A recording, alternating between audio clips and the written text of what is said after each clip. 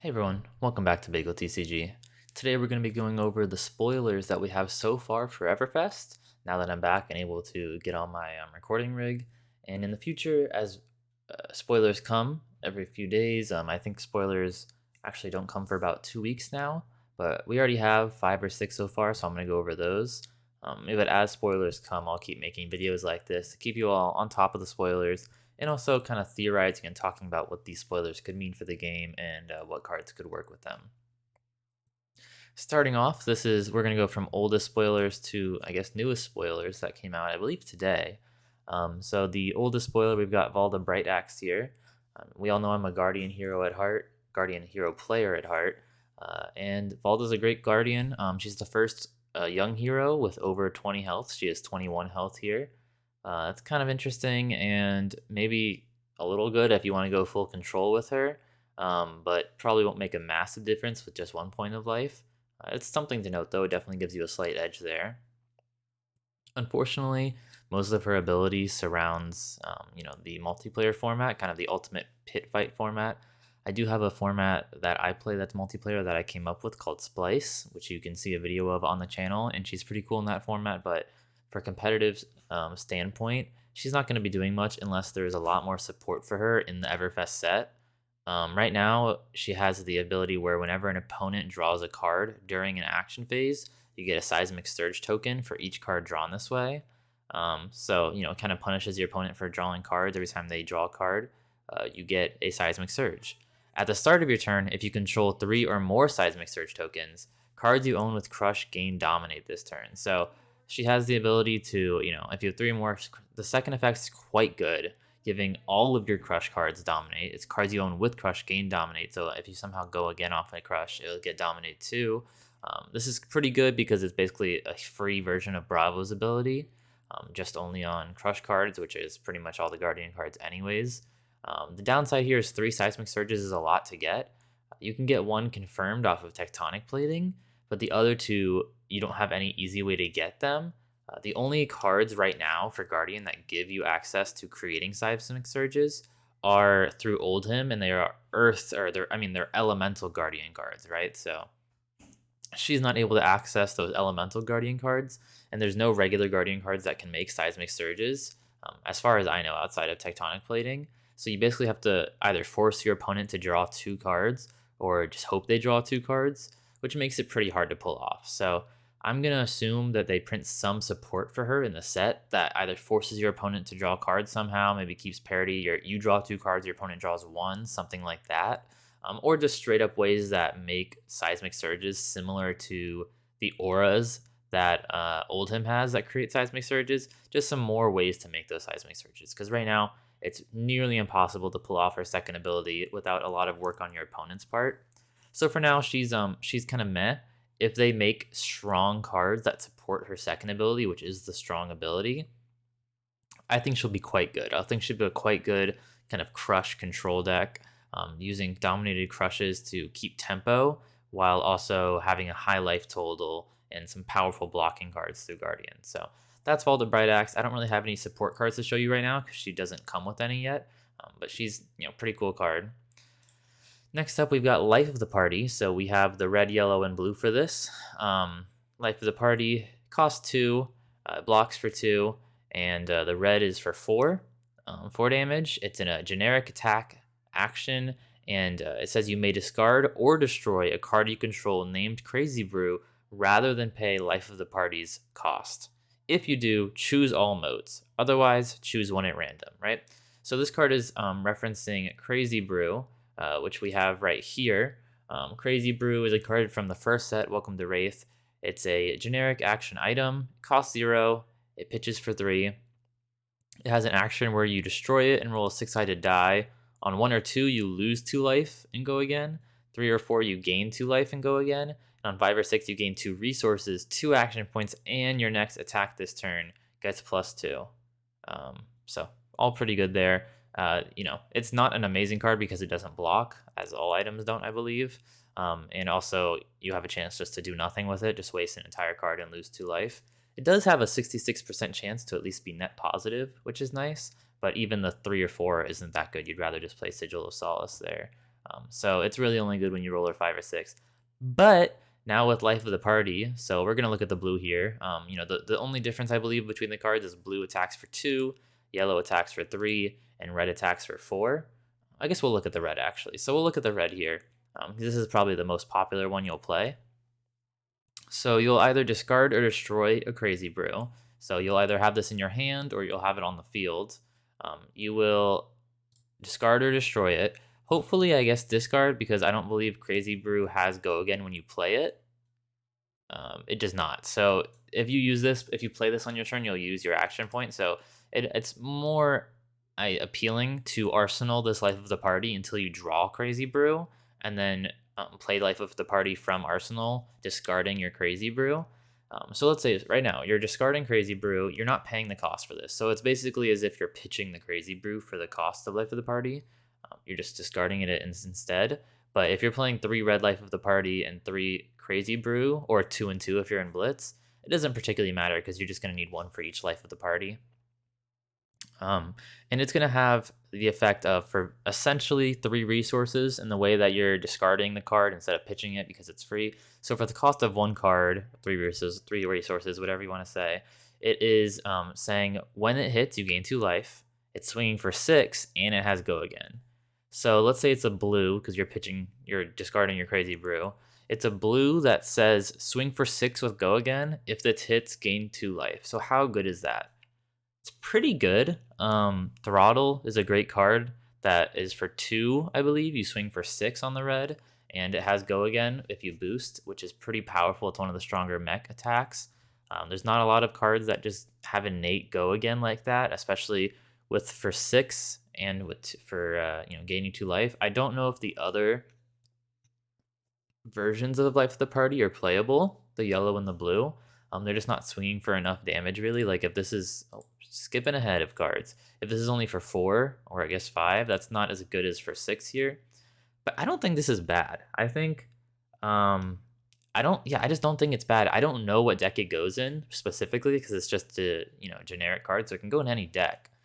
So I don't know what it goes in exactly. I'd love to mess around with it though and see what's going on and what you can do with it. I will probably test it first in like a brute deck, probably a Rhino or something, just because you'll have those gambler's gloves if you ever need to actually resolve the Crazy Brew. Maybe some deck that can let you play the Crazy Brew for free. We'll look at that in a second. There is actually a new hero also that will let you play Crazy Brew as an instant. So that might be the deck where you want to play this because you'll be able to get Crazy Brew out without using an action point, which is pretty cool. So yeah, we'll look at that. But yeah, the card's not bad. The red isn't bad when you're able to discard or destroy Crazy Brew. So that's something to keep in mind. We're going to move on to a very powerful card. A generic action. This is a Majestic. I guess I should note that Life of the Party is a promo here. We don't know the actual printing. I believe this is the promo for this month in January. And Velda Bright Axe is also a promo. So those right now are just promos for the month of January right now. But this is a Majestic from the set. So which means there's only going to be one version. There's no yellow or red of the card of This Round's on Me. There's just this one version. It costs 1. It pitches for 3. It's a generic action with Go Again, which is already just chef's kiss for any deck that wants that, specifically Rune Blades. So we'll look at how good this is in Rune Blade. Blocks for 3. Once again, chef's kiss. It says each hero draws a card. Until the start of your next turn, attacks that target you have -1. So this card's nuts, right? In a Runeblade deck, let's say Briar, you already like to play cards like Organian Tome that just replace itself because it gets you halfway to an Embodiment of Lightning. This card does that, and unfortunately gives your opponent a card, but your card will likely have more value on the turn you're playing it, and it makes your opponent's attacks have -1 damage on their next turn, right? So even if they do draw a good card, their attacks are weaker on that next turn. So this is even good in like the aggro mirror, for example, in Briar, right? So I think most of the Runeblades are going to at least test this out, and I think it'll be solid to very powerful in those Runeblade decks. But this card kind of can go into anything, right? It blocks for 3 and it pitches for 3, so it has such a high floor where it's never going to be awful. You can always pitch it for 3 or block for 3. It's never that bad. And if you're a control deck, it makes the aggro deck have -1 on all their attacks. Like giving all your opponent's attacks -1, especially against go wide decks. Like you play this against a Prism, all of their spectral shields swing for 0 that turn. Against a Dash, if she doesn't have a Plasma Purifier, all of her pistol shots are for 1. Kodachi's swing for 0 on that turn, right? So this can just beat so many things with that effect, just slow them down so much for a turn while also giving you extra pressure. So I think a lot of decks are going to try this out. Um, and I don't really see a reason not to play this in a lot of decks. Like, I don't think it's playable in every single deck probably, but you can just see how good this can be in a lot of decks. In Wizard, maybe, if you can play this, it'll let you draw that extra card, go again. It just does so many things. Like, I have a feeling this card's just going to be really gas, and I don't see why you wouldn't play this card most of the time. Unless, like I said, maybe if you're a slower deck and you don't want to give the aggro deck more cards, but in general, this card's quite strong. Next, we've got some more Guardian stuff here. We have Macho Grande. It is a common from Everfest. It is a Guardian attack action. I always read that backwards because it's an attack action, but this says action attack. So we have just the red revealed, but since it's a common, it's pretty safe to assume there's a yellow and a blue version as well. It's a pretty simple card, but quite powerful. So it costs 7, which, for Guardian, I guess is chump change. The red, is cost or pitches for 1, but the yellow is 2 and the blue is 3. Blocks for 3, already great. And it swings for 10. It's a very high number on the red here, and it has innate dominate. So it has dominate all the time. Pretty amazing draft card. Unfortunately, you don't draft Everfest. It's a supplemental set, which means it's not created for a limited environment. But it's a pretty fun card if you ever do some fun chaos drafting and you throw a pack of that in there. 7 for 10 is a great rate, but really this card's going to be powerful as a blue, which is usually where most Guardian cards are powerful. But the blue is going to be a 3 block, 3 pitch, everything Guardian wants, and it's going to be an 8 attack dominate, so very powerful late game. It'll be like Glacial Footsteps, but you pay 1 more, so you don't have to fuse it, right? It's similar to why Cranial Crush is so good. If you're just at the bottom of your deck and your opponent's drawing just garbage because they're just drawing all their blues, but your blues swing for 8 dominate, your late game blues are going to be a lot stronger swinging for 8 dominate than their, random blue 0 pitch that the ninja has at the bottom of their deck, right? Like your blues are just so much stronger in the late game when you're cycling back to them. So I think, it's not going to be an all-star, but it's certainly going to win Guardians a few games when you draw it and you're both in the last 5 cards of your deck and you swing for 8 dominate and they have nothing, right? So the blue, certainly playable, will see play. I'm fairly confident of that. The blue is quite good. The other 2 probably won't see much play. They just cost a lot and they're a little too much, but I could be wrong. They could see play. I just don't think it'll be that likely. But, innate dominate's pretty good. Dominate's a pretty silly mechanic, so I think we will definitely see some play in the Macho Grande blue. Also, the art's pretty sick, so I'm excited to do that. Our last spoiler here is probably the most exciting one. We have an Elemental Wizard hero, another Blitz hero. From what I understand and what we have, at least in the experience we have so far as a community with Crucible, they only do new young heroes, so only Blitz heroes in supplemental sets. So that's at least what we know so far. Excuse me. So we have 2 young heroes so far. We've never seen them print an adult hero in a supplemental set. That could change. There's no promise or anything there, but we just have only seen young so far. I think it's probably a safe way for them to test out heroes without ruining their premier format. So it's kind of their testing ground in a lot of ways to see how strong it is.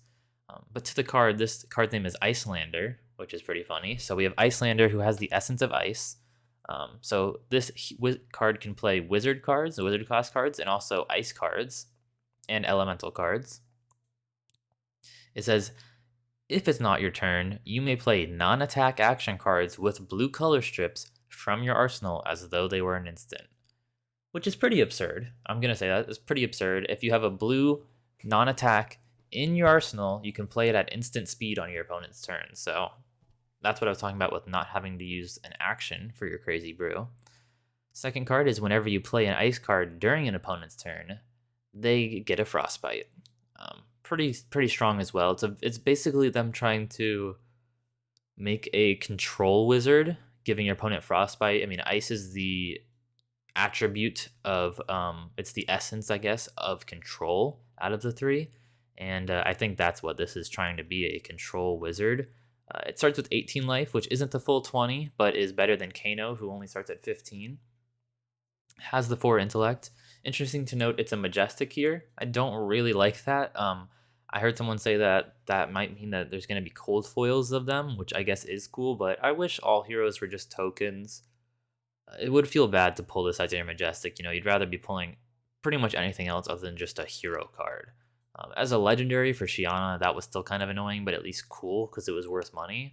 But this card is just going to be like a $1 majestic. Maybe the cold foils will be pretty valuable if they do cold foils of it, but I don't really love the majestic part of it. Outside of that, card is quite powerful, quite powerful. So we're going to look at just some things. I will note, like I said, it can play Crazy Brew since it's a blue non-attack action on your opponent's turn at instant speed. So you could Arsenal Crazy Brew, play it on your opponent's turn, and then on your turn play Life of the Party. So that is not nothing. It's pretty cool, actually. But we're going to look here at some other cards.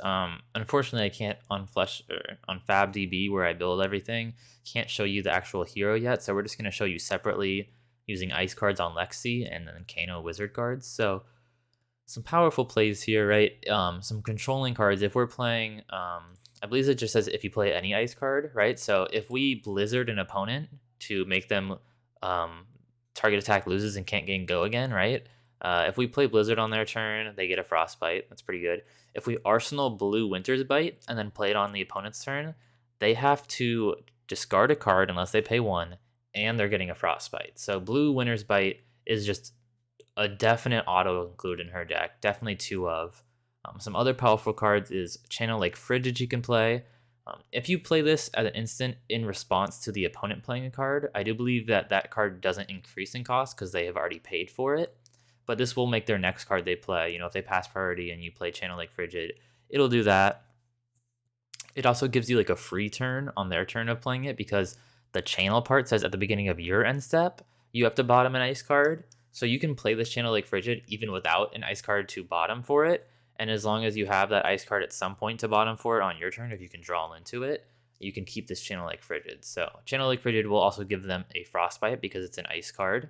And then Amulet of Ice is another one. Amulet of Ice is usually not amazing, right? But if you're playing Amulet of Ice at instant speed on your opponent's turn, they get a Frostbite because you're playing an ice card on their turn, right? Whenever you play an ice card during an opponent's turn, create a Frostbite under their control. So at the very worst, you play this from your arsenal for free on their turn at instant speed, and they get a Frostbite. So that's not that bad. Winter's Bite is obviously pretty amazing, making them pay or discard and get a Frostbite. The last thing to point out is we're going to actually open up to show you this. So Exposed to the Ice here, she can play it because it's just an elemental card. She cannot Earth Fuse it, but she can Ice Fuse it. And the Ice Fuse says if it was fused with an ice card, destroy an equipment with 0 block controlled by target hero unless they pay 2. So at the end of your opponent's turn, you can play this when they have no cards left in their hand and before they draw up. And you can actually destroy their Arcane Barrier, right? Because Arcane Barrier cards right now pretty much all have 0 block, like all the Null Rune at least. So you can just pop their Arcane Barrier, which is very, very good that you're able to do that. Basically can just slowly knock down their defenses while you're also, you know, applying pressure. So I really think this hero is quite powerful. You can also play Heart of Ice as a note to give you that Arcane Barrier and you know, do some stuff there. I'm not sure how good that is, but it's worth to note that that will be a sideboard option for you. Now looking at the wizard cards, you get all these traditional wizard cards. Probably playing all these. You're probably playing Arcanite Skullcap over Talismanic Lens because you're a control hero and you want that extra block. Some important cards here that are really strong is that you can play potions since they're blue strip non-attack actions on your opponent's turn. Once again, just like Crazy Brew, not using an action because it's on their turn. So if you arsenal an energy potion or a time snap potion, you can throw that bad boy down on your opponent's turn at instant speed. They won't get a Frostbite because it's not an ice card.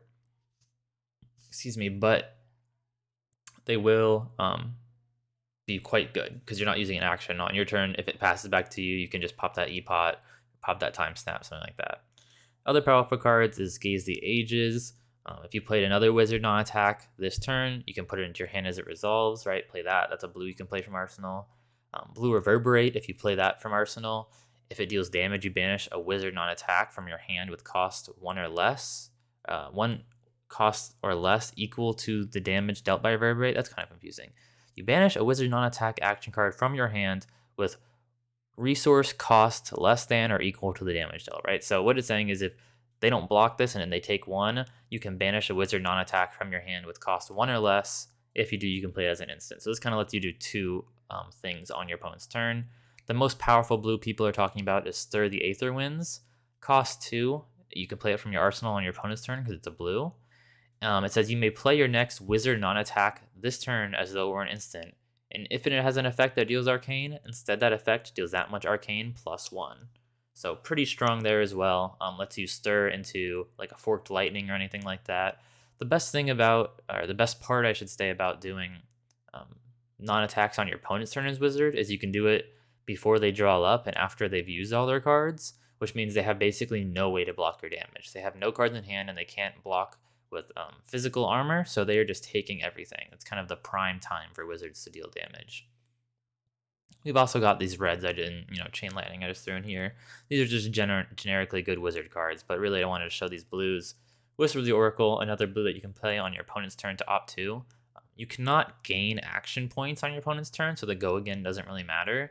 No matter what, you cannot gain action points on your opponent's turn. If you ever try to do that, or someone tries to do that, you cannot gain action points on your opponent's turn. You can play stuff as an instant, which is why this works. It says you can play your next non-attack as though it were an instant, but you cannot gain action points on your opponent's turn. So pretty powerful. I know this was about 20 minutes, 22 minutes, so kind of a long video, but we had a lot of spoilers to look over and discuss. I think Icelander is going to be very powerful, one of the strongest Blitz heroes now. I don't unfortunately think the same as Valda unless we get a lot more support, but I do think Icelander is going to be very powerful. I look forward to the rest of the set slowly being spoiled, and I'll make sure to keep you guys updated as it does. So thanks for watching. Remember to like, subscribe, and comment, and I'll see you next time.